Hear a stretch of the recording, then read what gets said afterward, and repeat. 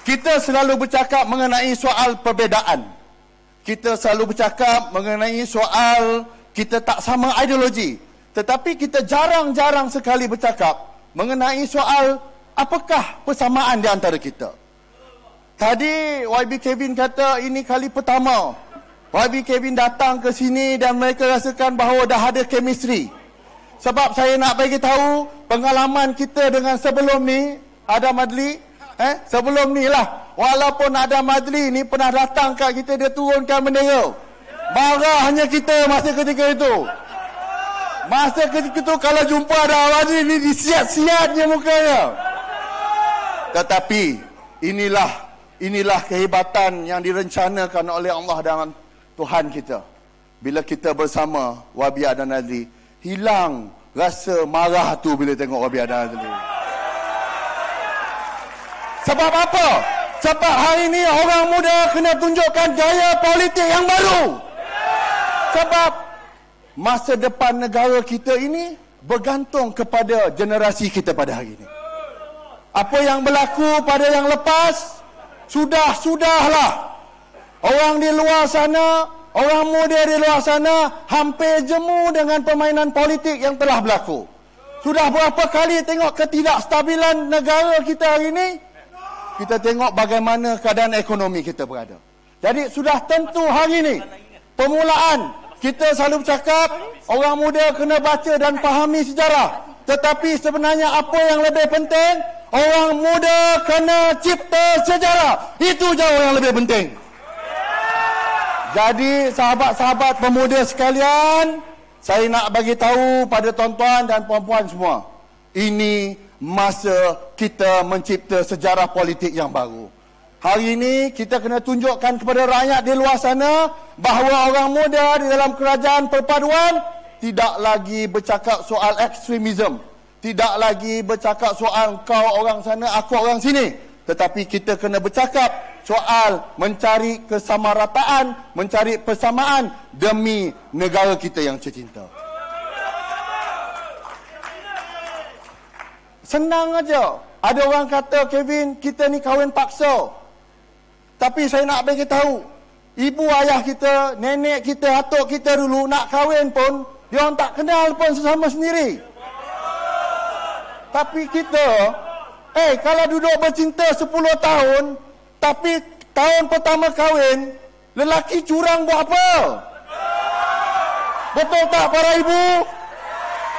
Saya nak tanya ibu-ibu semua, nak suami yang setia ataupun suami yang curang? Setia dan handsome. Setia dan handsome. Saya nak tanya juga pada bapa-bapa yang ada depan saya. Nak isteri yang curang ataupun isteri yang setia? Dan cantik. Dan cantik. Tapi Wabi Kevin, cantik ni very subjektif. Very sangat subjektif. Mungkin saya nampak Mel cantik. Memang cantik. Memang cantik. Dan saya nak bagi belanja makan ni. Kalau kita nak kekal dalam kerajaan perpaduan ini, kalau kita nak duduk bersama dalam kerajaan perpaduan ini, mesti mempunyai 3 perkara. Perkara yang pertama, kita mesti saling menghormati satu sama lain. Perkara yang kedua, kita mesti memahami antara satu sama lain. Dan yang perkara yang paling penting, perkara yang 3 adalah kita mesti mempercayai antara satu sama lain. Sebab tu hari ini saya berdiri di atas pentas kerajaan perpaduan. Saya faham hari itu bila statement saya tentang isu lantikan JLC. Untuk sahabat-sahabat amanah, saya dengan berbesar hati dan rendah hati ingin memohon maaf atas ketidaksempurnaan diri saya. Tetapi lepas ini, saya nak bagi tahu, tugas kita adalah untuk membangunkan negara ini dengan politik yang lebih baik. Tugas kita adalah untuk membangunkan negara ini dengan pendekatan yang jauh lebih baik. Jadi saya nak bagi tahu, kita tak ada masalah jika ada perbezaan. Tetapi perbezaan itu perlulah diuruskan dengan cara yang lebih baik. Mencari perbezaan lebih mudah daripada kita nak mencari persamaan. Jadi, kita sebelum saya wrap up apa yang saya cakap ni, kenanglah erti kemerdekaan.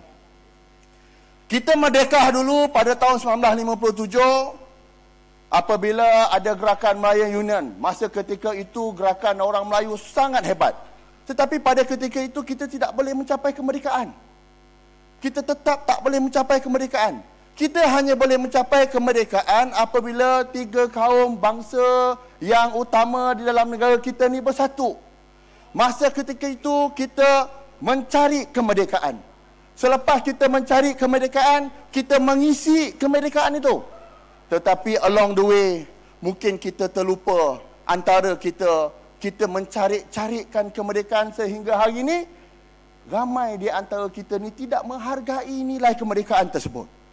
Maka, apabila kita bercakap dunia ni bulat saja, maka kali ini masa kita untuk kita kembali menghargai nilai kemerdekaan itu.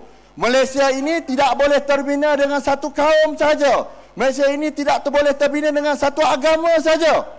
Maka Malaysia ini mesti terbina daripada pelbagai kaum, pelbagai agama, pelbagai fahaman politik.